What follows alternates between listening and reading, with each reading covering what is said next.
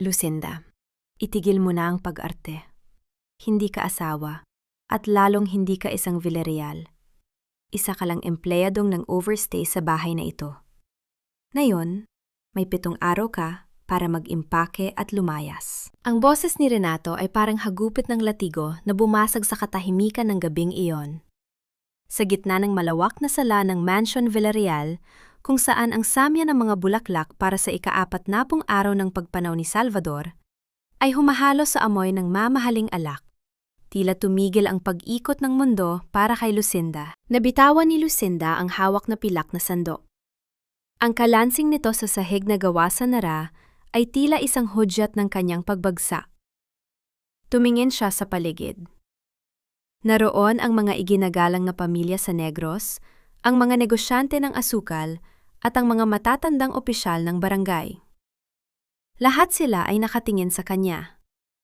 Ang iba ay may awang bakas sa mga mata, ngunit karamihan ay may mapanghusgang titig. Anong sinasabi mo, Renato? Pautal na tanong ni Lucinda. Ramdam niya ang panginginig ng kanyang mga kamay na puno ng kalyo.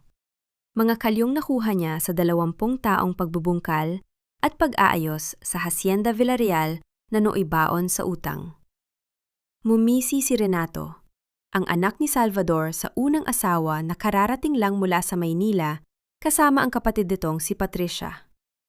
Inilapag ni Renato ang isang asul na folder sa mesa, sa tabi mismo ng litrato ng imaong asawa ni Lucinda. Basahin mo ang desisyon ng korte, 12 taon na ang nakalilipas, Lucinda. Annulled ang kasal ninyo ni Papa. Sa madaling salita, peke ang pagiging asawa mo. Hindi ka legal na asawa nang mamatay siya, kaya wala kang karapatan sa kahit isang butil ng asukal sa lupang ito. Deklara ni Renato sa harap ng lahat. Lumapit si Patricia. Suot ang kanyang mamahaling itim na bestida, na tila ba isang lenta na handang sumipsip sa natitirang dignidad ni Lucinda. Look at you, Lucinda. Masyado kang naniwala na dahil napatakbo mo ang farm, ikaw na ang dunya. You're just a glorified farm manager with a fake wedding ring. Isang katulong na pinatulog lang sa kama ni Papa. Parang sinaksak ang puso ni Lucinda. Hindi ang mawala ng yaman ang masakit, kundi ang katotohanang sa loob ng 12 taon, namuhay siya sa isang kasinungalingan kasama ang lalaking pinag-alayan niya ng buong buhay. Si Salvador, ang lalaking sinuportahan niya ng magkasakit ito. Ang lalaking tinulungan niyang bayaran ang mga utang ng hacienda, ay itinago ang lihim na ito sa kanya. Hindi totoo yan, bulong ni Lucinda. Ngunit ang kanyang tinig ay nanginginig. Kinasal kami sa simbahan. Naroon ang lahat. Paanong? Pera, Lucinda. Pera at koneksyon. Sagot ni Patricia habang pinaglalaruan ang kanyang perlas na kwintas. Inayos ni Papa ang lahat ng hindi mo alam para protektahan ang pangalan ng mga Villarreal. Ayaw niya sigurong mapunta ang lahat ng pinaghirapan ng mga ninuno namin sa isang tekniko lang na galing sa hirap. Tumayo ng tuwid si Lucinda.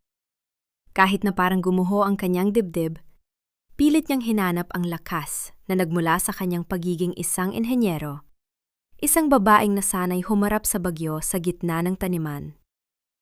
Pinunasan niya ang isang luhang pilit na kumakawala at tinitigan ng diretsyo si Renato. 20 taon ko itong inalagaan, Renato. Nung dumating ako rito, tuyot ang lupa at baon kayo sa utang. Ako ang nagdisenyo ng irrigation system na nagligtas sa inyo. Ako ang nagpatayo ng mga bahay para sa mga manggagawa na balak ninyong gibain layon. Matapang na sabi ni Lucinda. Tumawa ng malakas si Renato, isang tawang puno ng pangungutya. At binayaran ka naman ni Papa, di ba? Pinatira ka rito, pinakain, binihisan. Sapat na yon bilang sweldo mo. Pero ang hacienda? Ang mansyon? Amin ito. At ngayon, tapos na ang serbisyo mo. Lumingon si Lucinda sa mga manggagawa na nakatayo sa may pintuan ng sala.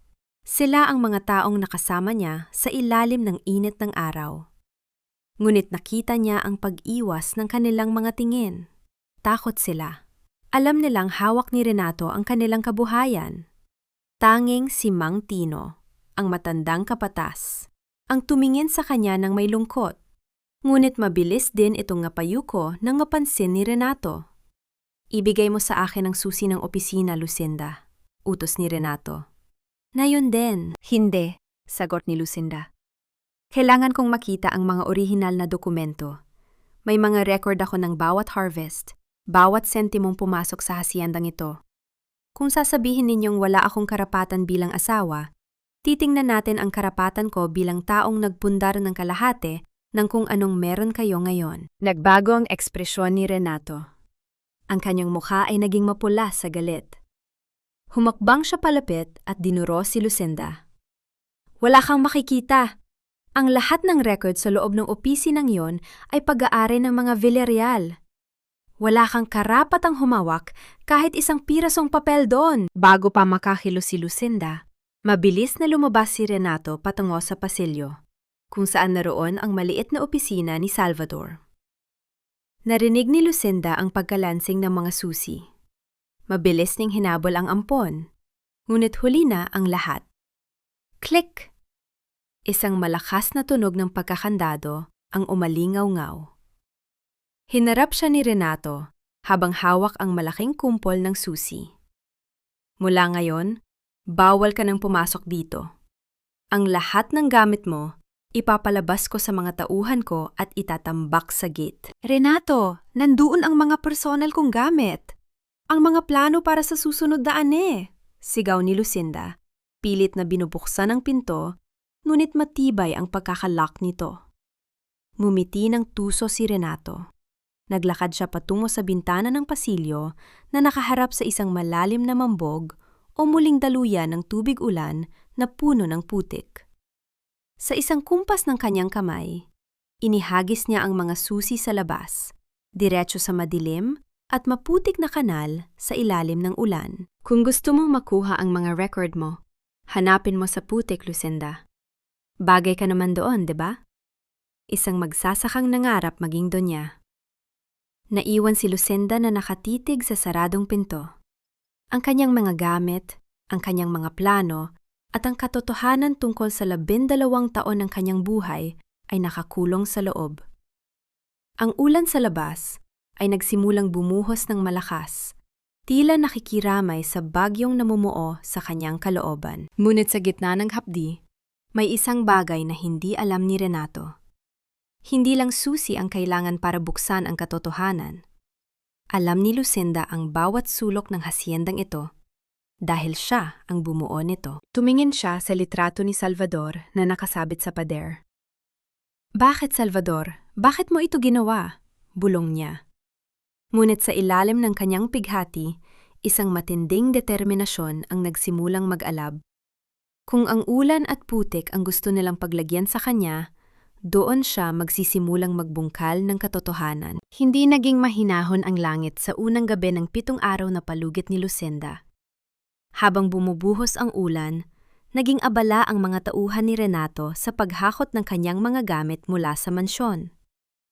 Walang ingat na itinambak ang mga ito sa likod ng isang lumang truck, na tila ba mga basura na kailangang itapon sa pinakamalayong sulok ng asyenda. Tumayo si Lucinda sa ilalim ng balkon, nakabalot sa isang lumang jacket na suot niya tuwing nag-iinspeksyon sa bukid.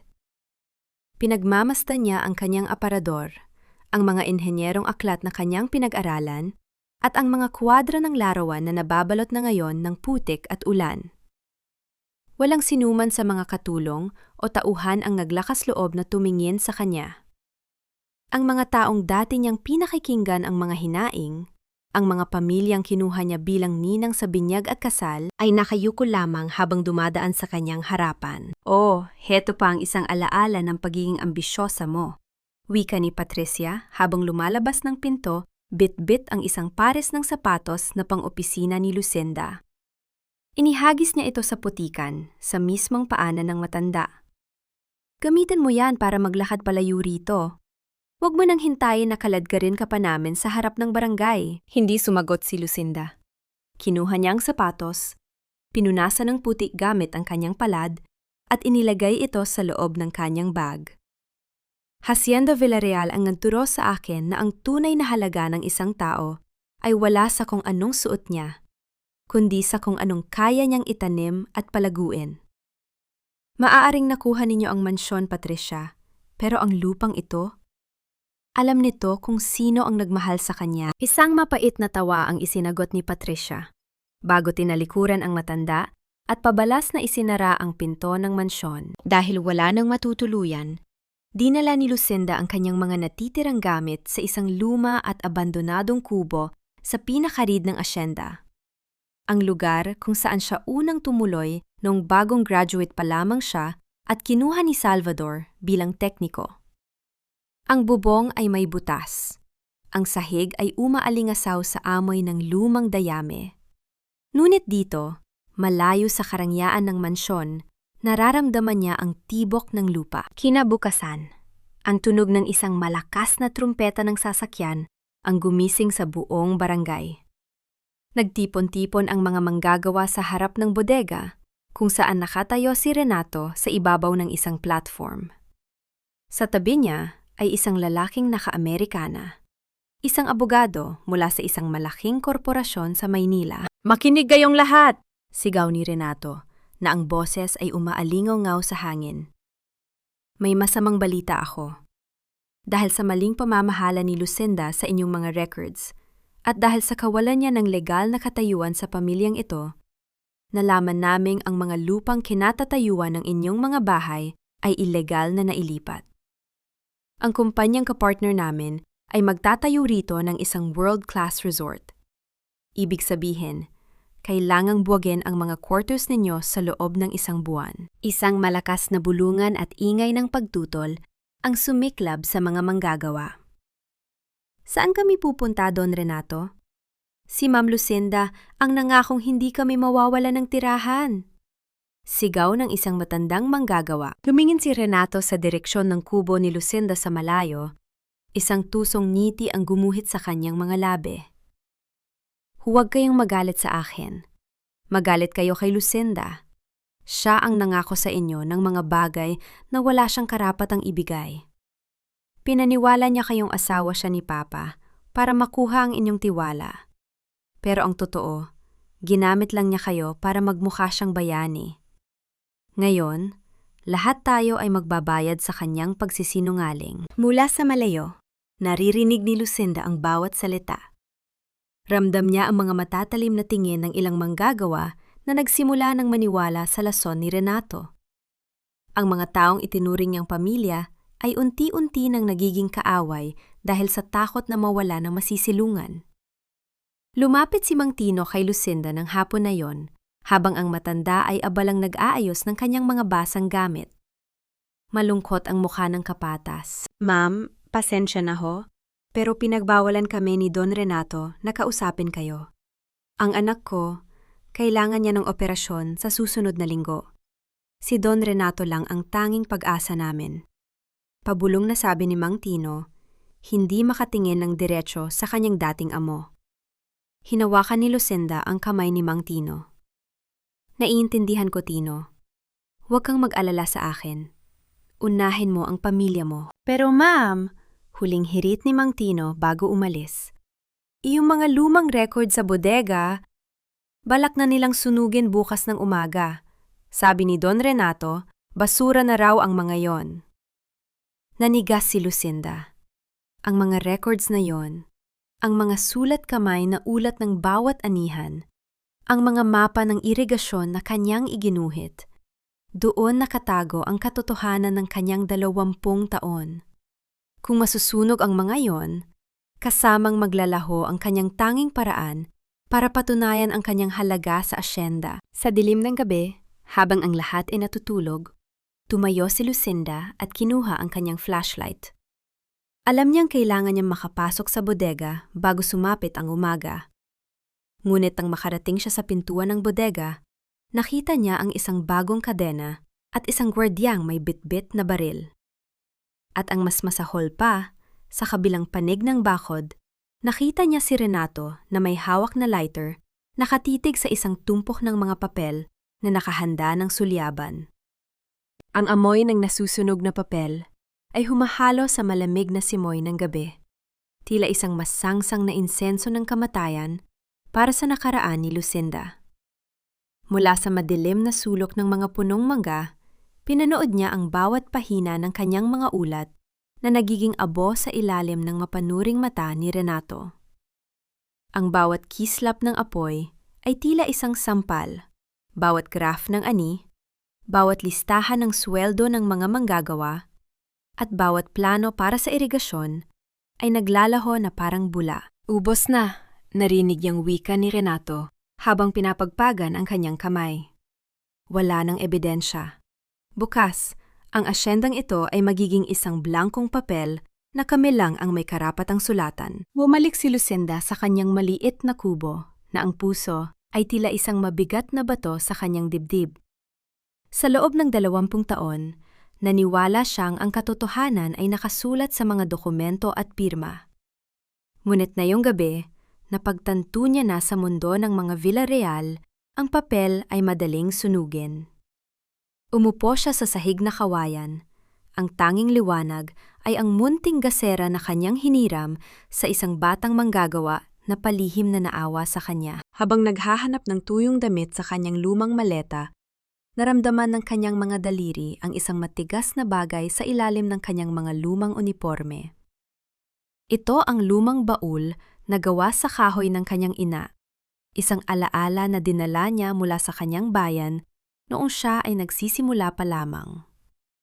Matagal na niya itong hindi nabubuksan dahil sa abala ng buhay sa mansyon. Dahan-dahan niyang binuksan ang baul. Sa loob nito, bukod sa ilang lumang rosaryo at kupas na litrato, ay isang makapal na notebook na may takip na tela. Ito ang talaarawan ng kanyang ina, si Victoria Ramos. Noong panahon na ito ay isa pang manggagawa sa lupang ito, bago pa man ang malawakang pagbabago sa Negros noong 1980. Binuksan ni Lucinda ang mga pahina. Ang sulat kamay ng kanyang ina ay maayos at puno ng detalye tungkol sa mga panahon ng pagtatanim at pag-aani. Ngunit sa gitna ng notebook, nakakita siya ng isang guhit. Isang mapang iginuhit gamit ang lapis. Sapa ng Ramos, bulong ni Lucinda habang sinusundan ng kanyang daliri ang isang linyang palikoliko sa mapa. Nanggunot ang kanyang no. Bilang isang agricultural engineer, kabisado ni Lucinda ang bawat pulgada ng Hacienda Villarreal. Alam niya ang bawat daluyan ng tubig at bawat pilapil. Ngunit sa lahat ng mga opisyal na mapa na hawak niya sa mansyon, walang sapa ng Ramos. Ang tanging sapa na alam niya ay ang sapa ng Villarreal na nasa kabilang dulo ng lupain. Ayon sa guhit ng kanyang ina, ang sapa na ito ang nagsisilbing ranhare o hangganan sa pagitan ng lupain ng mga Ramos at ng orihinal na Hacienda Villarreal. Sa tabi ng guhit, may nakasulat na maikling tala. Dito ang aming buhay. Kapag ang sapa ay natuyo, ang aming karapatan ay mawawala rin. Biglang naalala ni Lucinda ang isang bahagi ng asyenda na tinatawag nilang lupang patay. Isang tuyat na bahagi ng taniman na kahit anong gawin niyang paglalagay ng pataba at irigasyon ay hindi nagiging kasing sigla ng ibang bahagi. Noong itanong niya ito kay Salvador noon, ang tanging sagot ng asawa ay, "Likas na baog ang lupang yan, Lucinda. Huwag mo nang pag-aksayahan ng panahon." Isang kakaibang kaba ang gumalot sa kanya. Kinuha niya ang kanyang ruler at compass mula sa kanyang bag at sinimulang ikumpara ang mapa ng ina sa kanyang natitirang mental na mapa ng asyenda. Kung totoo ang sapa ng Ramos, ibig sabihin, ang malaking bahagi ng tinatawag na Hacienda Villarreal na yon ay hindi talaga pag-aari ng mga Villarreal sa simula pa lamang. Ang riles ng tren ng asyenda, ang lumang bodega ng asukal, lahat ito ay nasa kabila ng sapa, pagkalkula niya sa sarili. Lahat ito ay nasa panig ng mga Ramos. Ngunit nasaan ang sapa? Sa Negros, ang tubig ay hindi basta-basta nawawala, maliban na lamang kung ito ay hinarangan o inilihis. Naalala niya ang sinabi ni Renato tungkol sa pagtatayo ng resort, isang proyektong nangangailangan ng malaking volume ng tubig. Sa gitna ng gabi, sa kabila ng pagod at panganib, tumayo si Lucinda. Kinuha niya ang kanyang bota at ang mapurol na bolo na nakasandal sa pader ng kubo. May isang hinala na nagsimulang mabuo sa kanyang isipan. Isang lihim na ibinaon sa ilalim ng mga punong tubo sa loob ng ilang dekada. Hindi man siya legal na asawa ni Salvador sa papel. Siya naman ang tunay na tagapagmana ng dugo na dumadaloy sa lupang ito. Kung nasunog ni Renato ang kanyang mga ulat, hindi nito kayang sunugin ang mga bakas na iniwan ng kalikasan at ng kanyang mga ninuno. Habang naglalakad siya patungo sa lupang patay, sa ilalim ng liwanag ng buwan, alam ni Lucinda na ang 7 araw na palugit sa kanya ay hindi lamang panahon ng pag-alis. Ito ay panahon ng paghuhukay.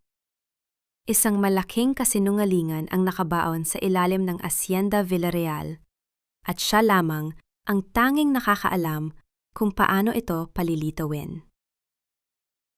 Pagtatalikod, ang umaga ay hindi nagsimula sa tilaok ng manok, kundi sa dumadagundong na tunog ng traktora. Sa loob ng kanyang maliit na kubo, naramdaman ni Lucinda ang pagyanig ng lupa. Isang pamilyar na tunog na dati ay nagbibigay sa kanya ng pag-asa. Ngunit na yon ay nagdadala ng matinding kaba. Paglabas niya, bumungad sa kanya ang isang tanawing nagpabilis sa tibok ng kanyang puso. Ang 2 traktora na siya mismo ang bumili para sa asyenda ay nakapila sa harap ng kanyang kubo. Sa likod ng mga makina, nakatayo ang isang grupo ng mga sakada. Mga lalaking dati ay yumuyuko sa kanya ng may paggalang, ngunit na yon ay may hawak na mga itak at martilyo. Anong ibig sabihin nito? Sigaw ni Lucinda. Pilit na nilalakasan ang boses sa gitna ng ingay ng mga makina. Huminto ang isang itim na SUV sa tabi ng mga traktora. Bumaba si Renato, suot ang kanyang shades at isang ngiting mapang api. Sabi ko sa iyo, Lucinda, 7 araw. Pero nakaharang ang kubong ito sa daraanan ng mga heavy equipment para sa resort. At dahil hindi ka naman legal na residente rito, wala kaming kailangang permit para gibain ang barong-barong na ito. May 3 araw pa ako, Renato. Yan ang usapan. Pagtutol ni Lucinda. Ang usapan ay para sa mga taong may danggal. Pero para sa isang manggagantatso, walang usapan. Sagot ni Renato. Tumingin siya sa mga manggagawa. Ano pang hinihintay ninyo? Simula na ang paglilinis. Walang gumalaw sa mga manggagawa. Nakatingin lang sila sa lupa. Tino, tutunganga ka lang ba? Sigaw ni Renato kay Mang Tino na nasa unahan.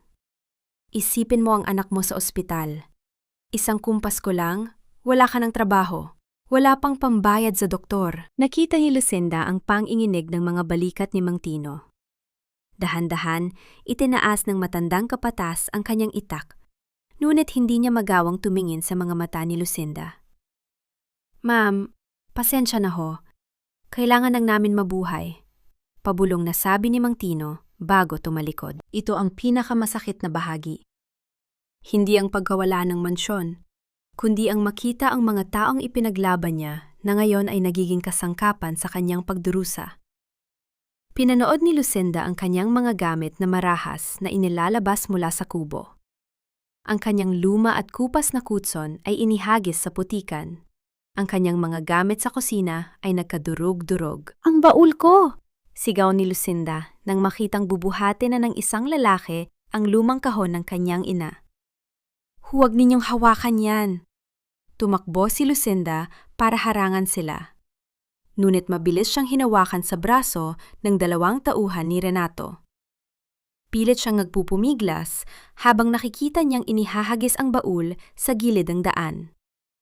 Nabuksan ang takip nito at ang mga lumang notebook at litrato ay nagkalat sa lupa. Tingnan mo nga naman, panunokso ni Patricia na kararating lang. Kinuha niya ang notebook ng ina ni Lucinda gamit ang dulo ng kanyang sapatos. Mga lumang basura mula sa isang pamilya ng mga magsasaka. Akala mo ba, Lucinda, ang mga papel na ito ang magliligtas sa'yo? Ibigay mo sa akin yan, Patricia, mariing sabi ni Lucinda. Ang kanyang boses ay galing sa kailaliman ng kanyang galit. Sa isang iglap, narinig ang malakas na kalabog. Ang traktora ay sumagasa sa maliit na kubo, dinudurog ang kawayan, at ni panatila ba gawa lamang ang mga ito sa papel. Sa loob ng ilang minuto, ang tanging natira sa tinutuluyan ni Lucinda ay isang tumpok ng basura. Ngayon, wala ka na talagang matitirhan, sabi ni Renato habang sumasakay pabalik sa sasakyan. Maaari kang matulog sa kalsada o baka gusto mong makihati sa pagkain ng mga baboy sa kabilang kanto. Bagay ka doon. Umalis ang sasakyan ni Renato. Iniwan ang alikabok at ang usok ng diesel. Ang mga manggagawa ay mabilis din nagsialis, tila nahihiyang manatili sa harap ng babaeng kanilang pinagtaksilan. Tanging ang tunog ng hangin sa mga dahon ng tubo ang natira. Dahan-dahang lumapit si Lucinda sa nagkalat na gamit. Lumuhod siya sa putikan at isa-isang pinulot ang mga pahina ng talaarawan ng kanyang ina. Ang kanyang mga kamay ay puno ng dumi at ang kanyang luha ay pumatak sa kupas na tinta ng notebook. Ngunit sa gitna ng kanyang paghagulgol, may napansin siya. Dahil sa bigat ng traktora na dumaan sa gilid ng kalsada, ang lupa ay lumubog ng malalim. Sa ilalim ng makapal na putik na nahukay ng dambuhalang gulong, may nakitang matigas na bagay si Lucinda. Hindi ito bato, at hindi rin ito ugat ng puno. Dahan-dahan niyang hinukay ang lupa gamit ang kanyang mga kamay. Lumitaw ang isang bahagi ng lumang semento, isang dulo ng isang pader na matagal nang ibinaon sa ilalim ng lupa. Sinundan niya ang direksyon ng sementong iyon patungo sa lupang patay. Biglang tumigil ang kanyang paghinga. Ang sementong iyon ay hindi lang basta pader. Iyon ay bahagi ng isang lumang sluice gate o pintuan ng tubig na ginagamit sa mga irigasyon noong unang panahon. At ang direksyon nito ay tumuturo mismo sa lugar kung saan dapat naroon ang sapa ng Ramos ayon sa mapa ng kanyang ina. Hinarahan nila ang tubig, bulong ni Lucinda sa sarili. Sinadya nilang patayin ang sapa para mamatay ang lupa ng mga Ramos. Tumingala si Lucinda sa langit. Ang kanyang muka ay basa ng luha, ngunit ang kanyang mga mata ay wala ng bahid ng takot. Ngayon, alam na niya kung bakit ayaw siyang patuloyin ni Salvador sa bahaging ito ng asyenda. Ngayon, alam na niya kung ano ang nakatago sa ilalim ng Hacienda Villarreal. Wala na siyang kubo. Wala na siyang dangal sa mata ng marami. Pero hawak na niya ang dulo ng sinulid na maglalantad sa lahat ng kasalanan ng mga Villarreal. Sa ilalim ng malamlam na liwanag ng dapit hapon, ang Hacienda Villarreal ay tila isang dambuhalang kumunoy na handang lamunin ang anumang bakas ng katotohanan. Ngunit para kay Lucinda, ang putik na bumabalot sa kanyang katawan ay hindi dumi, kundi isang balabal ng katarungan. Dinala ni Lucinda ang kanyang mga paa sa sementeryo ng bayan, isang maliit at siksikang lugar kung saan nakahimlay ang kanyang ina. Ang puntod ni Victoria Ramos ay simple lamang, isang krus na gawa sa semento na halos matakpan na ng mga ligaw na damo. Doon, sa harap ng tanging taong tunay na nagmahal sa kanya, ibinuhos ni Lucinda ang lahat ng kanyang pait. "Nay, patawarin ninyo ako," bulong niya habang hinahawi ang mga damo. 20 taon akong nagsilbi sa mga taong kumuha sa atin ng lahat. Minahal ko ang lalaking naging bahagi ng pagnanahaw sa ating dangal. Ang alaala ni Salvador ay tila isang kutsilyo na dahan-dahang humahati sa kanyang puso. Mahal niya si Salvador. Yon ang katotohanang hindi niya maitatatwa. Ngunit paano nagawa ng kanyang asawa na pagmasdan siya araw-araw, makitang nagpapagas sa ilalim ng init ng araw, habang alam nitong ang lupang kanyang tinatapakan ay ninakaw mula sa kanyang sariling ina. Dahil sa galit at pighati, bumalik si Lucinda sa lupapatsay nang sumapit ang gabi. Bit-bit ang isang lumang pala at ang kanyang engineering intuition, sinimulan niyang sundan ang linyang nabuo sa kanyang isipan. Kung narito ang sluice gate, ibig sabihin ay may isang lagusan sa ilalim ng lupa na nagkokonekta sa sapa ng Ramos patungo sa malaking imbakan ng tubig ng mga Villarreal. Habang naghuhukay, isang maliit na anino ang lumapit sa kanya. Ma'am Lucinda? Mabilis na napaangat ang tingin ni Lucinda.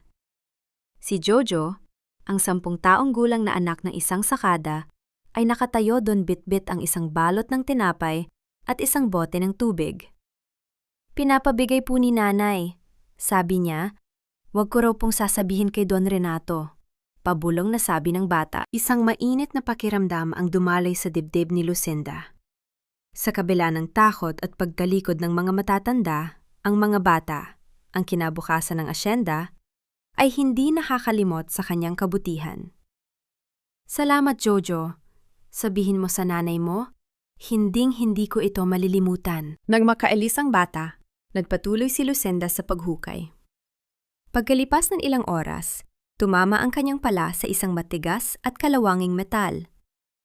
Mainat niyang nilimis ang paligid nito hanggang sa lumitaw ang isang lumang marker, isang plakang panso na nakadikit sa semento. Kinuha ni Lucinda ang kanyang flashlight at milinis ang ibabaw ng tanso. Nanlaki ang kanyang mga mata sa nabasa. Ramos Villarreal Boundary, 1,965.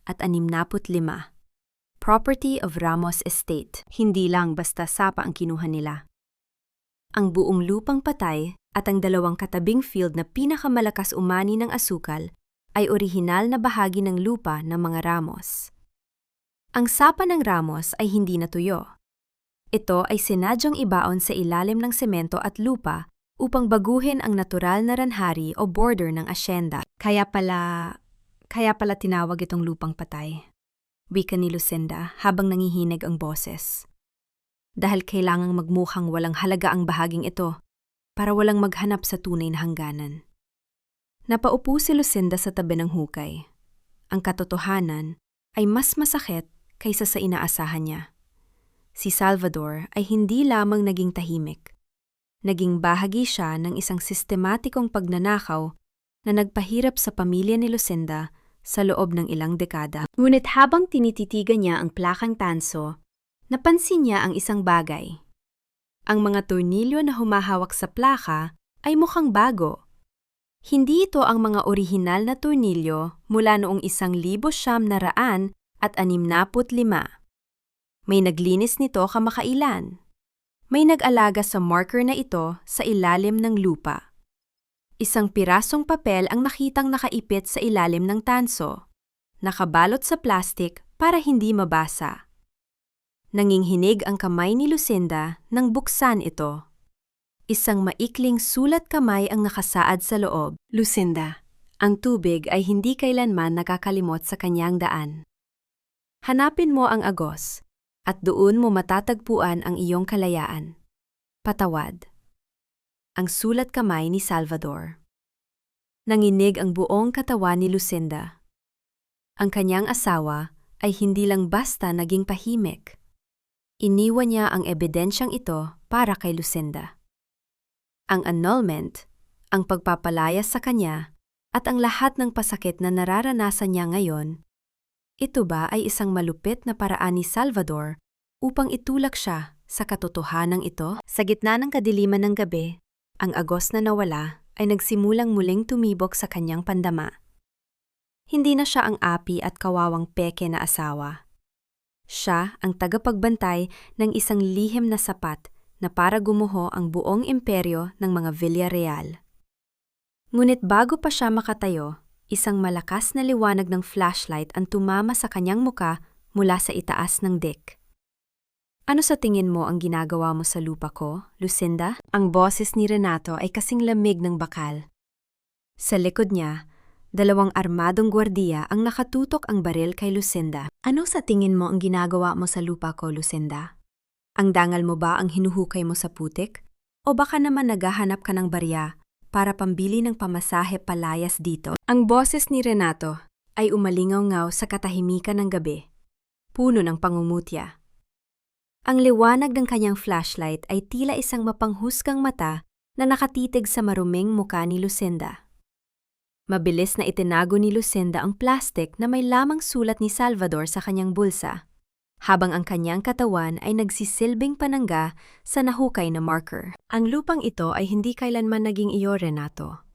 Kalmadong sagot ni Lucinda habang dahan-dahang tumatayo.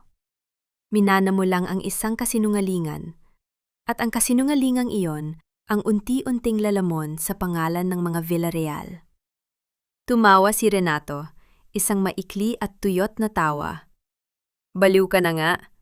Guardia, paalisin ang babaeng yan.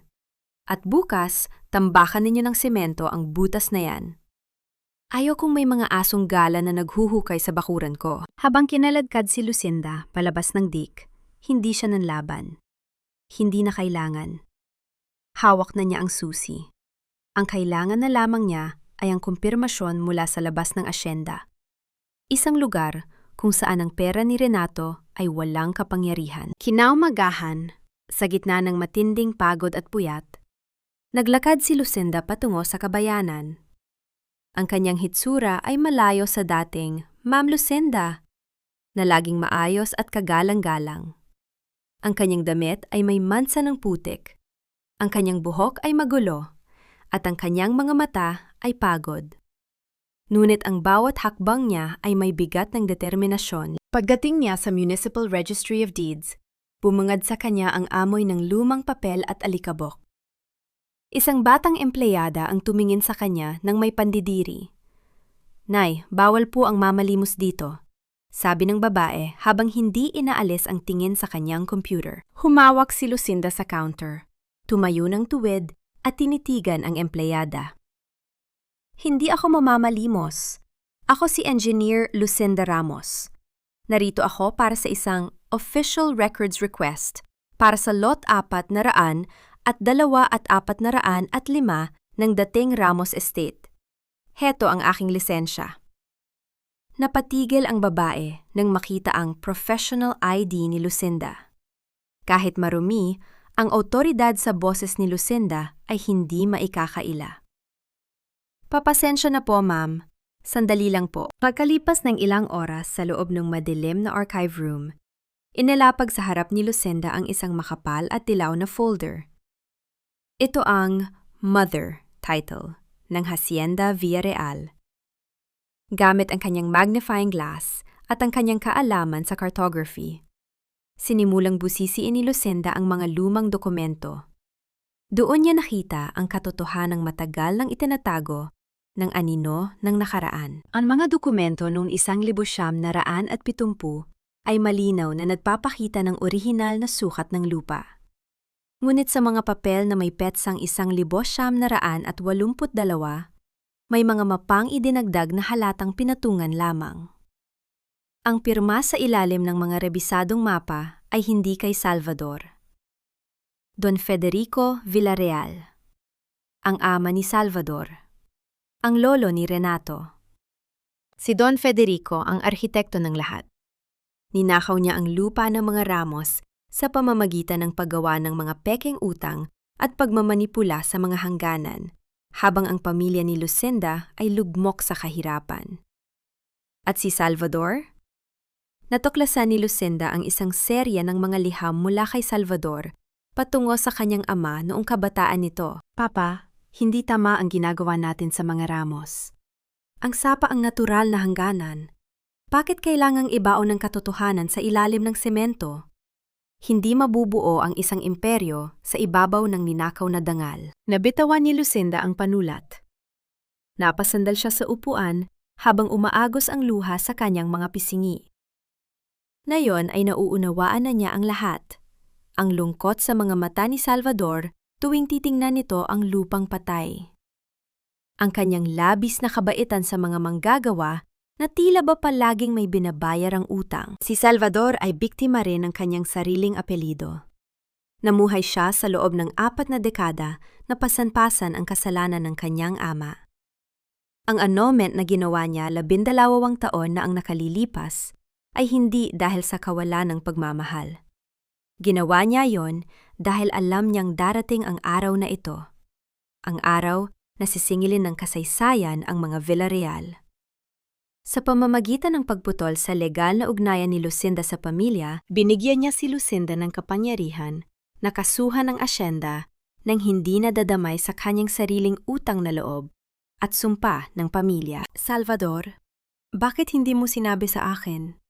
Hikbi ni Lucinda sa loob ng tahimik na silid. Bakit hinayaan mong kamuhian kita? Ngunit alam ni Lucinda na wala ng oras para sa pagsisisi. Ang anino ni Don Federico ay buhay pa rin sa katauhan ni Renato. At kung hindi kikilo si Lucinda, ang kasaysayan ay uulit muli. Ang mga manggagawa ay mawawalan ng tirahan, at ang katotohanan ay tuluyan ng mababaon sa ilalim ng resort na itatayo ni Renato. Tumayo si Lucinda, dala ang mga kopya ng orihinal na titulo. Lumabas siya ng munisipyo na ang paningin ay kasing linaw na ng kristal. Ang kanyang counterattack ay hindi na lang tungkol sa kanyang sariling bahay o dangal bilang asawa. Ito ay para sa kanyang ina, para sa kura ng katarungan, at para sa huling hiling ng lalaking minahal niya sa kabila ng lahat ng lihim nito. Ngunit sa labas ng munisipyo, isang itim na SUV ang naghihintay sa kanya. Bumaba ang bintana at lumitaw ang mukha ni Patricia. Sumakay ka, Lucinda, sabi ni Patricia, na ang tinig ay walang bahid ng kanyang dating kayabangan. Kailangan nating mag-usap bago ka mapatay ng kapatid ko. Tahimik sa loob ng sasakyan ni Patricia, maliban sa mahinang ugong ng aircon na tila nagpapadiin sa tensyon sa pagitan ng dalawang babae. Tumingin si Lucinda sa labas ng bintana, pinagmamasdan ang mga luntiang hanay ng tubo na dati ay nagbibigay sa kanya ng kapayapaan, ngunit na yon ay tila mga bantay ng isang malawak na bilangguan. Bakit mo ginagawa ito, Patricia? Tanong ni Lucinda nang hindi tumitingin sa kanyang dating anak-anakan. Ilang araw lang ang nakalipas, itinambak ninyo ang gamit ko sa putikan. Nayon, tila natatakot ka para sa akin. Humigpit ang kapit ni Patricia sa manibela. Ang kanyang mga daliring, may mamahaling manicure ay nanginginig. Hindi ako natatakot para sa iyo, Lucinda.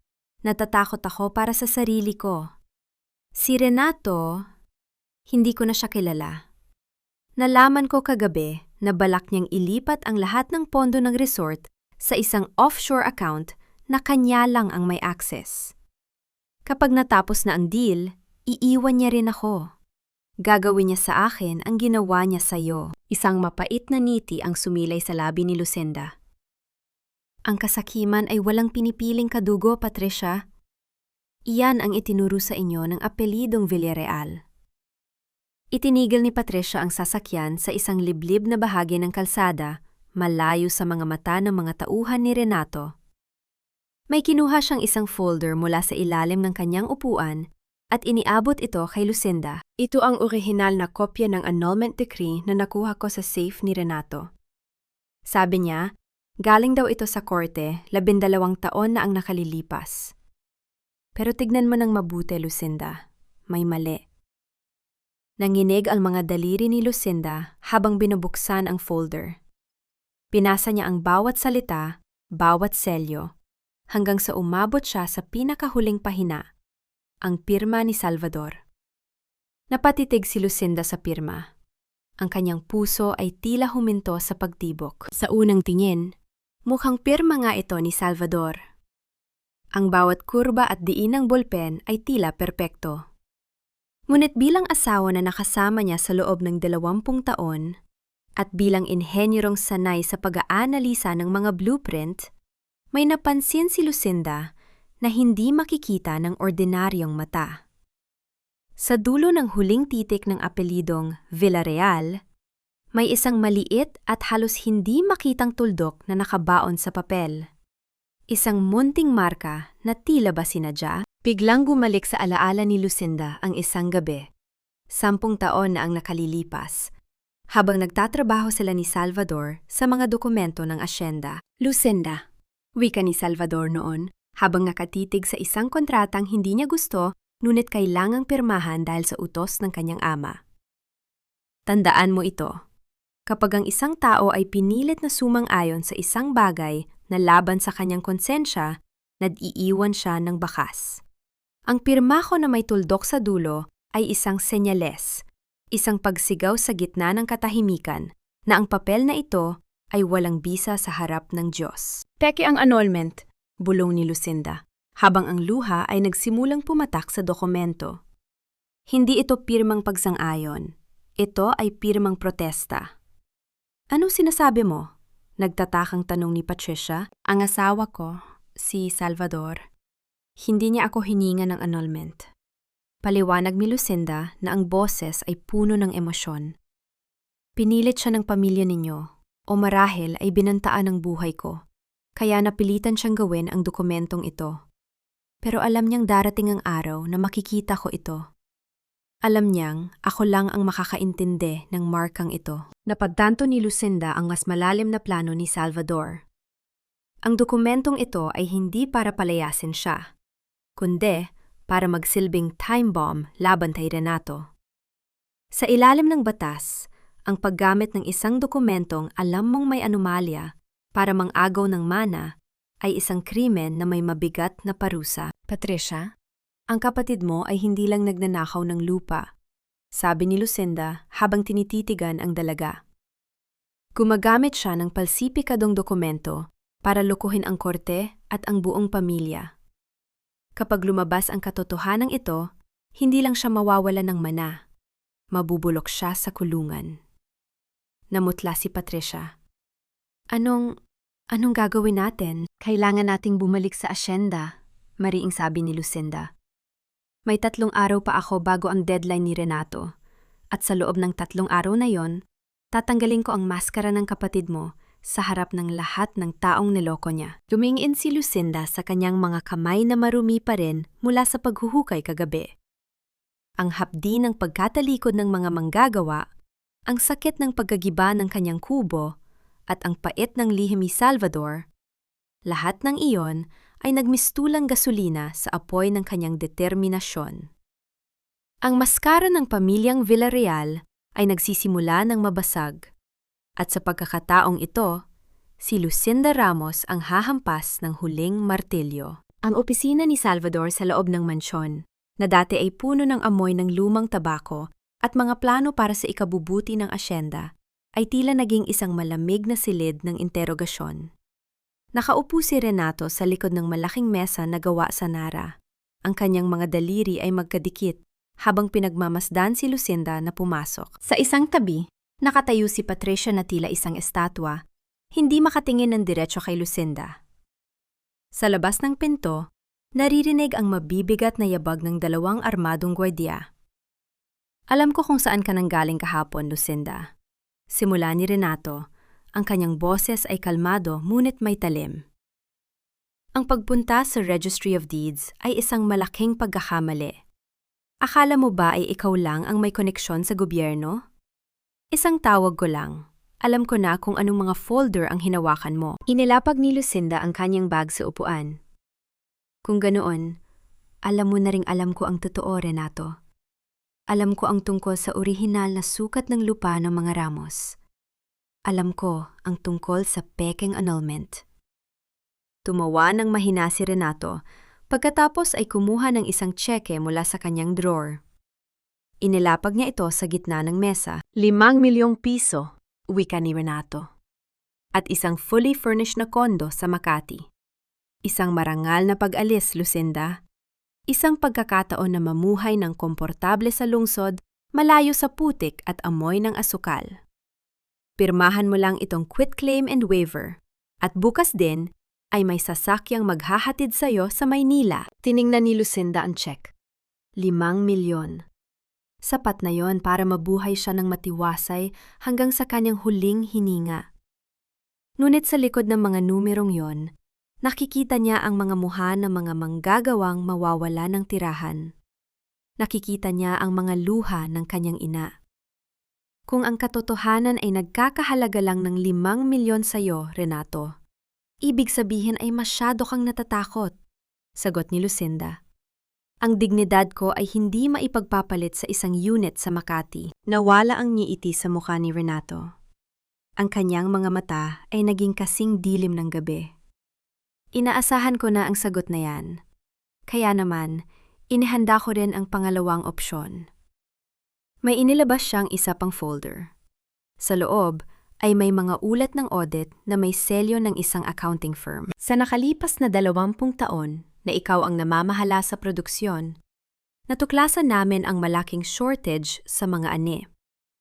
May mga ebidensya kami na nagpapakita na dinala mo ang pondo ng asyenda sa sarili mong bank account. Qualified theft at embezzlement, Lucinda. May mga testigo kami na magpapatunay na palihim kang nagbebenta ng asukal nang hindi dumadaan sa opisina. Pagsisinungaling yan, sigaw ni Lucinda. Lahat ng benta ay may resibo at dumaan kay Salvador. Resibong nasunog na kagabi, diba? Panunukso ni Renato. At tungkol sa testigo, bumukas ang pinto at pumasok si Mang Tino. Ang matandang kapatas ay nanginghinig. Ang kanyang mga mata ay puno ng pighati. May hawak siyang isang papel, isang sinumpaang salaysay. Tino? Bulong ni Lucinda. Ang kanyang boses ay tila isang sugat na muling binuksan. Patawad, ma'am, hikbi ni Mang Tino, habang inilalapag ang kanyang pirma sa dokumento sa harap ni Renato. Kailangan ko lang pong iligtas ang anak ko, sabi ni Don Renato. Kung hindi ako pipirma, pati ako ay makukulong dahil ako ang assistant ninyo. Patawad ho, napaupo si Lucinda sa upuan. Ang pagtataksiw ni Mang Tino ay mas masakit kaysa sa anumang banta ni Renato. Ang taong itinuring niyang kanang kamay, ang taong alam ang bawat butil ng pawis na ibinuhos niya, ay siya ring gagamitin para sirain siya. Ngayon, Lucinda, mamili ka, wika ni Renato habang itinatago ang salaysay ni Mang Tino. 5 milyon at malayang buhay sa Maynila? O ang mabulok sa kulungan habang pinapanood mong ginigiba ang bawat bahay ng mga manggagawang ito? May 3 oras ka para mag-isip. Kapag lumubog ang araw at wala ka pang pirma, tatawagan ko ang pulisya para sa warrant of arrest mo. Lumabas si Renato kasama ang mga gwardya. Iniwan si Lucinda na mag-isa sa silid kasama ang nanginginig na si Mang Tino at ang tahimik na si Patricia. Ma'am, subok na lapit ni Mang Tino. Lumabas ka muna, Tino. Mahinang sabi ni Lucinda, hindi tumitingin sa matanda. Gawin mo ang kailangan mong gawin para sa anak mo. Nang makaalis si Mang Tino, tumayo si Patricia at lumapit kay Lucinda. Kailangan mo nang tanggapin ang pera, Lucinda. Hindi mo kayang talunin si Renato. Hawak niya ang batas. Hawak niya ang mga tao. Tumingala si Lucinda. Sa kabila ng hapdi ng pagkakanulo, may isang bagay na napansin niya. Ang silid na ito ay may isang lumang air conditioning vent na direktang konektado sa bodega ng makinarya sa ibaba. Isang sistemang siya mismo ang nagpaayos noong nakaraang taon. Hindi lahat ng batas ay hawak niya, Patricia, wika ni Lucinda habang pinupunasan ang kanyang mga luha. May isang bagay na nakalimutan ni Renato. Sa asyendang ito, ako ang inhenyero. Alam ko kung saan nagtatago ang bawat kable, bawat tubo, at bawat sikreto ng bahay na ito. May naalala si Lucinda. Sa huling sulat ni Salvador, binanggit nito ang trame ng makina sa trasyon ng tubig. Hindi lang yon basta talinghaga. Patricia, kailangan kong makapunta sa main pump house sa ilalim ng mansyon. Na yon din, bago lumubog ang araw. 3 oras. Iyon na lamang ang natitirang panahon bago ang takip silim. Ang deadline na itinakda ni Renato. 5 milyong piso para sa kanyang katahimikan o ang malamig na rehas ng kulungan. Sa tulong ni Patricia, na nagpanggap na kukuha lamang ng malamig na inumin para maligaw ang atensyon ng mga gwardiya, nakalusot si Lucinda sa likod ng mansyon. Tahimik silang naglakad patungo sa lumang pump house, isang maliit at kalawanging gusali sa tabi ng malaking imbakan ng tubig. Dito, 20 taon na ang nakalilipas, unang nagtagpo ang landas ni Lucinda at Salvador. Siya noon ay isang batang inhenyerang pilit inaayos ang sirang makina, habang si Salvador naman ay ang may-ari na humanga sa kanyang galing at determinasyon. Sigurado ka ba rito, Lucinda? Pabulong na tanong ni Patricia, ang mga mata ay balisa sa pagbabantay sa paligid. Kung mahuli tayo ni Renato rito, wala na ako magagawa. Dito nagsimula ang lahat, Patricia. At dito rin ito matatapos. Sagot ni Lucinda. Ang boses ay matatag sa kabila ng kaba. Pumasok si Lucinda sa loob ng madilim at mainit na pump house. Ang amoy ng langis, grasa, at kalawang ay tila isang yakap mula sa nakaraan. Lumapit siya sa pinakamalaking makina, ang main pump, na nagtutulak ng tubig sa buong asyenda. Sa ilalim ng pundasyon ng makinang ito, may isang bahagi ng semento na siya mismo ang nagdisenyo noong unang taon ng kanyang serbisyo. Kinuha ni Lucinda ang isang martilyo at pait mula sa kanyang bag.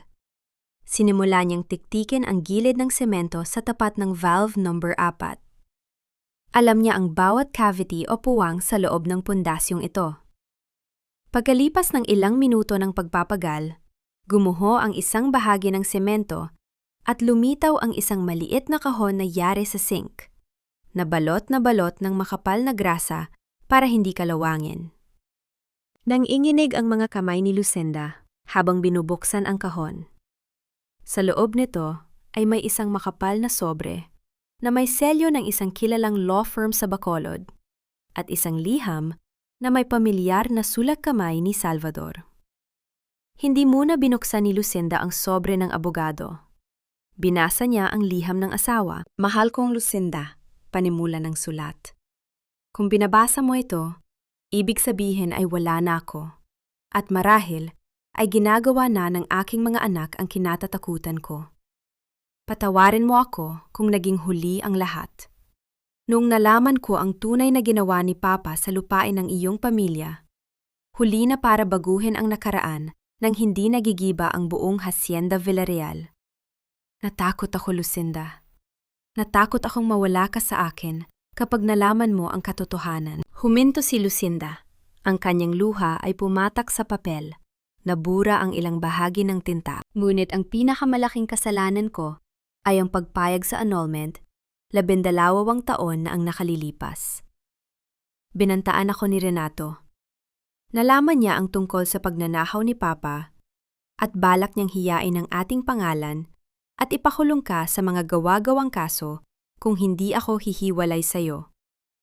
Pinili kong iligtas ka sa paraang alam ko. Ang annulment na yon, bagamat labag sa aking kalooban, ang tanging paraan upang sa mata ng batas, ikaw ay maging isang third party. Isang taong labas sa pamilyang Villarreal. Nangunot ang no ni Lucinda. Pilit iniintindi ang lohika ng asawa. Ipinagpatuloy niya ang pagbabasa. Dahil hindi ka na isang Villarreal sa papel, may karapatan kang idemanda ang asyenda bilang tagapagmana ng mga Ramos nang walang legal na balakid ng pagiging asawa. Sa loob ng sobreng ito ay ang aking huling testamento at ang mga orihinal na dokumento ng pag-amin ni Papa na kinuha ko sa kanyang lihim na safe. Hindi ko ito maibibigay sa iyo noon dahil babantayan nila ang bawat kilos mo. Pero ngayong wala na ako, ang mga papel na ito ang magsisilbing armas mo. Ibalik mo ang agos ng sapa ng Ramos, Lucinda. Ibalik mo ang dangal sa iyong pangalan. Mahal na mahal kita. Napahagulgol si Lucinda habang yakap ang liham sa kanyang dibdib. Ang lahat ng kanyang pait, ang lahat ng galit kay Salvador sa nakalipas na mga araw, ay naglaho na parang usok sa hangin. Ang asawa niya ay hindi duwag. Siya ay isang strategist na naghanda ng isang masalimuot na plano para sa katarungan. Kahit na ang kapalit nito ay ang kanyang sariling reputasyon sa mata ng asawa. Mabilis na binuksan ni Lucinda ang sobre. Sa loob nito ay ang orihinal na titulo ng Ramos Estate, ang pag-amin ni Don Federico, at ang huling testamento ni Salvador na hindi alam ng kanyang mga anak.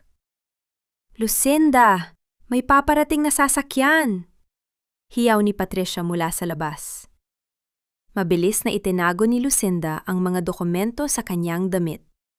Paglabas niya, bumungad sa kanya ang sasakyan ni Renato. Bumaba ang lalaki.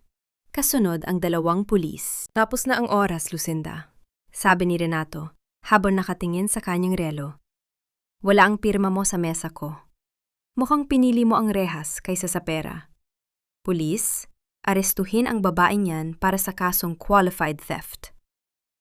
Numiti si Lucinda. Isang ngiting hindi inaasahan ni Renato. Gawin ninyo ang gusto ninyo, Renato. Pero bago ninyo ako dalhin sa presento, baka gusto mong malaman na nakita ko na ang huling regalo ng papa mo. Nakita ni Lucinda ang biglang pagpula ng mukha ni Renato. Anong sinasabi mo? Magkita-kita tayo sa barangay hearing bukas ng umaga. Deklara ni Lucinda habang inilalahad ang kanyang mga kamay para pusasan. Doon mo malalaman kung sino sa atin ang tunay na magnanakaw. Ang barangay hall ng Hacienda Villarreal ay punong-puno ng mga tao. Ang init ng tanghali ay tila lalong nagpapabigat sa atmosfera. Naroon ang lahat, mula sa mga pinakamatandang sakada hanggang sa mga batang manggagawa. Sa gitna ng silid, nakaupo si Renato kasama ang kanyang abogado, kumpiyansa, at tila ba isang haring naghihintay na lamang sa kanyang koronasyon. Sa kabilang panig, nakaupo si Lucinda. Wala siyang abogado. Ang kanyang tanging dala ay ang lumang baul ng kanyang ina at ang sobreng nakuha niya mula sa pump house. Ang kanyang mga mata ay pagod, ngunit may ningning na hindi kayang patayin ng anumang banta. Tapusin na natin ito, simula ni Renato, habang nakatitig sa barangay captain. Narito ang mga dokumento. Si Lucinda ay hindi asawa ni Papa. Siya ay nagnakaw ng pondo ng asyenda. Narito rin ang salaysay ni Mang Tino. Wala nang dapat pag-usapan pa. Kailangan na siyang dalhin sa kulungan at gibain ang mga illegal na bahay sa loteng ito. Tumayo ang abogado ni Renato. Inilalantad ang mga ebidensya. Ang mga manggagawa ay tahimik.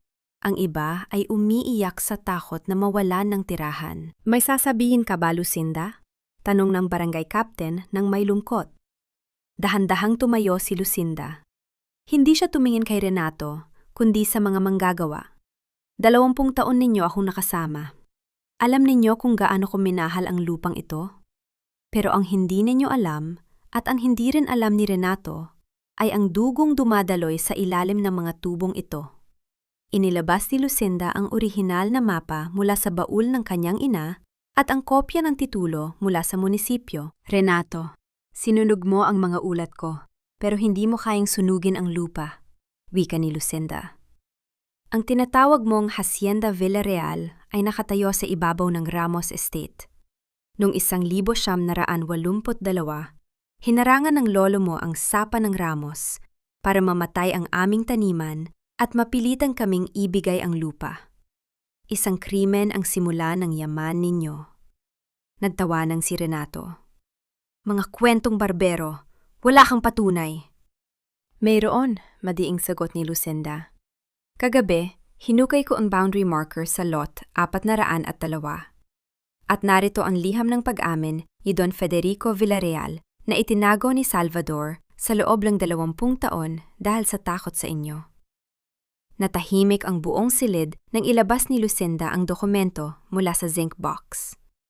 Ngunit hindi pa doon nagtatapos. At tungkol sa annulment na ipinagmamalaki mo, kinuha ni Lucinda ang dokumentong ibinigay ni Patricia.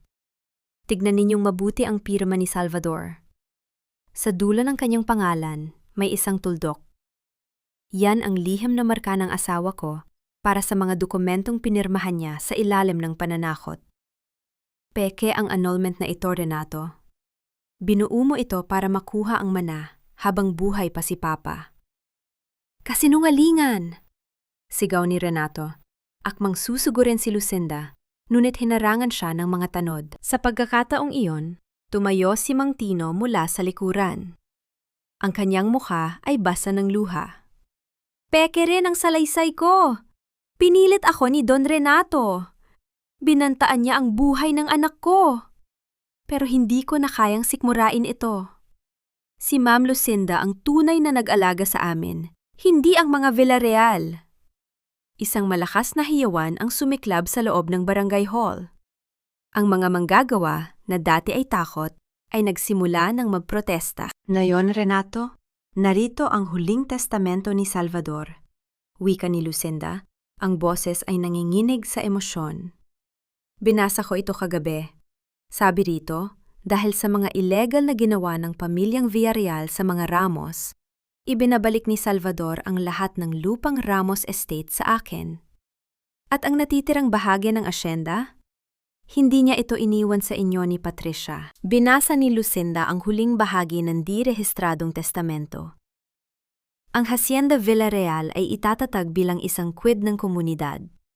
Ang mga manggagawang naglingkod dito ng higit sa 3 henerasyon ang magiging tunay na may-ari ng lupa sa pamamagitan ng isang kooperatiba. Si Lucinda Ramos ang magsisilbing katiwala hanggang sa maging matatag ang sistema. Napatulala si Renato. Ang imperyong pinangarap niyong kontrolin ay naglalaho na sa kanyang mga kamay. Ang kanyang abogado ay mabilis na nag-impake ng mga gamit. Alam na natalo na sila sa labanang ito. Maari ninyo akong ipakulong sa kasong pagnanakaw na gawa-gawa ninyo, sabi ni Lucinda kay Renato. Pero bago ninyo gawin yon, siguraduhin ninyong handa kayong harapin ang kasong falsification of public documents at land grabbing. Patricia, salamat sa tulong mo. Tumingin si Patricia sa kanyang kapatid ng may pandidire. Tapos na tayo, Renato. Ayoko nang maging bahagi ng dumi ng pamilyang ito. Tumayo ang barangay captain.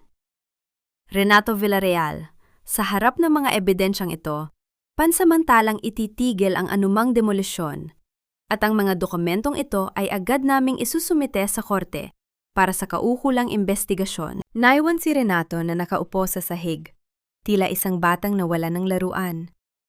Habang si Lucinda naman ay dahan-dahang lumabas ng barangay hall. Sinalubong siya ng mga manggagawa.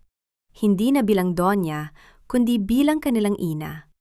Niyakap ni Lucinda ang bawat isa. Ang kanyang tagumpay ay hindi tamis ng yaman, kundi ang pait ng katotohanang sa wakas ay naging malaya na siya. Nawala sa kanya ang asawang minahal niya, pero nabawi niya ang lupang pinagmulan ng kanyang pagkatao. Lumipas ang 6 na buwan mula nang maganap ang makasaysayang paghuhukom sa barangay hall. Ang Hacienda Villarreal ay hindi na ang dating asyendang puno ng takot at lihim. Ngayon, ang bawat dulo ng mga dahon ng tubo ay tila sumasayaw sa ilalim ng gintong sikat ng araw, dala ang samyo ng tunay na kalayaan. Si Renato ay kasalukuyang nahaharap sa patong-patong na kaso ng falsification of public documents, land grabbing, at perjury. Dahil sa dami ng ebidensyang inilatag ni Lucinda, at sa pakikipagtulungan ni Patricia, walang kawala ang lalaking nag-akalang ang pera ay sapat na para urahin ang dangal ng isang tao. Ang mga corporate partners na dati ay katuwang niya sa planong resort ay mabilis na umurong, takot na madamay sa malaking iskandalong bumalot sa pangalang Villarreal. Nayon, sa loob ng malamig na rehas, tanging ang kanyang anino na lamang ang kanyang kausap. Isang malupit na karma para sa isang taong nagnais na ibaon ang iba sa putik. Samantala, si Patricia ay piniling manatili. Bagamat nawala ang kanyang marangyang buhay sa Maynila, natagpuan niya ang kanyang sarili sa piling ng mga manggagawa. Hindi na siya ang donyang, laging nakataas ang kilay. Ngayon, siya ay nag-aaral ng accounting para sa bagong kooperatiba ng asyenda. Sa ilalim ng gabay ni Lucinda, dahan-dahang natututo si Patricia na ang tunay na kayamanan ay hindi nasusukat sa perlas o mamahaling sasakyan, kundi sa pagmamahal ng komunidad. Isang hapon, tumayo si Lucinda sa gitna ng lupang patay. Ngunit hindi na ito patay. Dahil sa kanyang kaalaman bilang inhenyerong pang-agrikultura, matagumpay nilang nabuwag ang sementadong harang sa ilalim ng lupa. Ang sapa ng Ramos ay muling umaagos ng malaya, nagdadala ng masaganang tubig sa mga bahagi ng lupain na dati ay tuyot at baog. Ang tunog ng agos ng tubig ay tila isang awit ng pasasalamat mula sa kanyang mga ninuno. Ma'am Lucinda, handa na po ang unang anihan ng kooperatiba, tawag ni Mang Tino. Ang matandang kapatas ay nanatili sa kanyang tabi. Pinatawad siya ni Lucinda dahil alam niyang biktima lamang ito ng desperasyon. Bilang pambayad sa kanyang kasalanan, si Mang Tino ang naging pinakamasipag na tagapagtanggol ng bagong sistema. Ang anak niya ay maayos na ang kalagayan. Salamat sa pondo na inilaan ni Lucinda mula sa kanyang sariling bahagi ng Ramos Estate. Ninitsya ni Lucinda si Mang Tino. Salamat, Tino. Pakisabi sa lahat. Magkita-kita tayo sa harap ng lumang bodega para sa pagdiriwang. Bago sumunod sa mga manggagawa, naglakad muna si Lucinda patungo sa mansyon. Hindi para pumasok, kundi para kumuha ng isang bagay sa kanyang lumang opisina. Ngunit bago siya makarating doon, dumaan muna siya sa puntod ni Salvador sa ilalim ng malaking puno ng acacia sa likod ng bahay. Inilapag ni Lucinda ang isang maliit na tangkay ng tubo sa ibabaw ng marmol. Salvador, tapos na ang laban, bulong niya, habang hinahaplos ang pangalan ng asawa. Patawad kung naging matagal bago ko naintindihan ang plano mo. Ngayon, wala na ang sumpa ng mga Villarreal. Malaya na ang lupa at malaya na rin ako. Naramdaman ni Lucinda ang isang banayad na ihip ng hangin, tila isang haplos sa kanyang pisingi. Ngayon ay nauunawaan na niya ang huling sakripisyo ni Salvador. Hinayaan siyang magdusa ng asawa sa loob ng 7 araw upang magkaroon siya ng lakas na hanapin ang katotohanan na siya lamang ang makakaayos. Sa pamamagitan ng pagiging peke na asawa sa mata ng batas, nabawi ni Lucinda ang kanyang pagkatao bilang isang Ramos. Hindi na siya si Ma'am Lucinda, ang asawa ng Don. Siya na ngayon si Engineer Lucinda Ramos, ang tagapantatag ng Hacienda Ramos Villarreal Cooperative.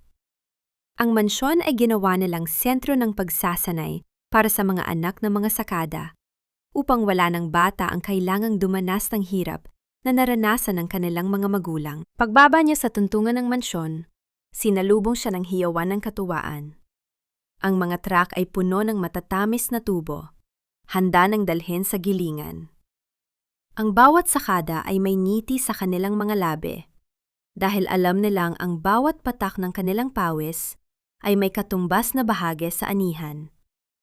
Tumingala si Lucinda sa langit, na unti-unting nagiging kulay ube at kahel. Ang ulan na dati ay simbolo ng kanyang pighati, ay naging basbas na ngayon para sa kanyang bagong simula. 20 taon siyang naging alipin ng isang pamilyang nagnahaw sa kanya. 7 araw siyang naging biktima ng kawalang katarungan. Ngunit sa huli, ang katotohanan ay tila isang binhi na kahit ibaon mo sa pinakamalalim na hukay at patungan ng pinakamatigas na semento, pilit pa ring susibol at hahanap ng liwanag. Hinawakan ni Lucinda ang kanyang kwintas na may pendant na maliit na kompas. Huminga siya ng malalim, nilalanghap ang amoy ng bagong aning tubo. Hindi na siya ang peke na asawa. Siya ang babaeng nagpatunibay sa lupa gamit ang kanyang sariling mga kamay. Hindi na ako babalik sa mansyon. Wika niya sa sarili ng may paninindigan. Dahil ang tunay kong tahanan ay narito, sa bawat agos ng sapa at sa bawat tamis ng aking pinaghirapan. Naglakad siya patungo sa mga manggagawa, handang harapin ang susunod na mulavu. Isang muwavu na wala ng kasinungalingan, kundi puro katarungan at pag-asa. Sang taon ang mabilis na lumipas. Ang simoy ng hangin sa Negros Occidental ay muling nabalot ng amoy ng matamis na asukal. Ngunit sa pagkakataong ito, ang tamis ay hindi na para sa iisang pamilya lamang. Ito ay tamis na pagsasalo sa luhan ng buong komunidad. Sa gitna ng hacienda, nakatayo ang isang bagong gusali, ang Victoria Ramos Learning Center. Hindi ito mansyon, kundi isang paaralan at training center para sa mga anak ng mga sakada. Dito, itinuturo ni Lucinda ang mga makabagong teknolohiya sa pagsasaka, upang ang susunod na henerasyon ay hindi na lamang basta manggagawa, kundi mga eksperto sa kanilang sariling lupa. Nanay Lucinda, handa na po ang mga dokumento para sa export contract natin sa susunod na buwan. Wika ni Patricia habang naglalakad patungo sa kanya. Suot ni Patricia ang simpleng polo shirt at maong, malayo sa mga mamahaling gown na kanyang nakasanayan. Sa kanyang mga kamay ay hawak niya ang mga ledger ng kooperatiba. Siya ang tumatayong head accountant at sa loob ng 1 taon, napatunayan niya ang kanyang katapatan. Wala na ang anino ng pagiging mapagmataas. Ang kanyang mga mata ay puno na ng sigla ng taong may tunay na layunin sa buhay. Salamat, Patricia. Ipagpatuloy mo ang pag-audit sa lahat ng accounts. Gusto kong bawat sentimo ay mapunta sa tamang benepisyaryo. Nakangiting sagot ni Lucinda. Nasilip ni Lucinda sa bintana si Mang Tino, na masayang nakikipagkwentuhan sa kanyang anak, na ngayon ay ganap ng malusog, at nagtatrabaho bilang mekaniko ng mga traktora sa kooperatiba. Ang bawat pamilya sa hasyenda ay meron na ring maayos na titulo ng kanilang mga bahay. Isang pangarap na itinanim ni Lucinda at dinilig ng kanyang determinasyon. Naglakad si Lucinda patungo sa daluyan ng sapa ng Ramos. Ang tubig ay malinaw at patuloy ang agas, tila isang buhay na saksi sa lahat ng kanyang pinagdaanan. Huminto siya sa tapat ng isang maliit na marker na inilagay nila sa gilid ng sapa. Doon, nakaukit ang dalawang pangalan, Victoria Ramos at Salvador Villarreal. Nagawa natin, Salvador, bulong ni Lucinda. Ang tubig ay muling nakatagpo ng kanyang daan. Hindi naging madali ang journey ni Lucinda. Mula sa pagiging peke na asawa sa mata ng batas, hanggang sa pagiging biktima ng paninirang puri at pagbataksil. Ngunit sa huli, napatunayan niya na ang tunay na dangal ay hindi nanggagaling sa isang piraso ng papel o sa isang marangyang apelido. Ang tunay na dangal ay nasa katotohanan, sa pagpapanatili ng prinsipyo sa gitna ng bagyo at sa kakayahang magpatawad nang hindi kinakalimutan ang katarungan. Minsan ang tadhana ay kailangang dumaan sa putikan at baha bago sumibol ang pinakamagandang ani. Tumingala si Lucinda sa kalangitan. Ang araw ay unti-unti nang lumulubog, nag-iiwan ng kulay gintong liwanag sa buong taniman. Hindi na siya natatakot sa dilim ng gabi dahil alam niyang bukas, ang araw ay muling sisikat sa isang lupang wala ng itinatagong lihim. Ang Hacienda Villarreal Ramos ay hindi na lamang isang lupain. Ito ay naging simbolo ng tagumpay ng isang babaeng minsan ay hinamak, ngunit bumangon at naging inhenyerong bumuo ng kinabukasan ng kanyang kapwa. Sa bawat patak ng tubig sa sapa at sa bawat tamis ng tubo, mananatiling buhay ang kwento ni Lucinda Ramos, ang babaeng nahanap ang kanyang tunay na sarili sa gitna ng mapait na pagsubok.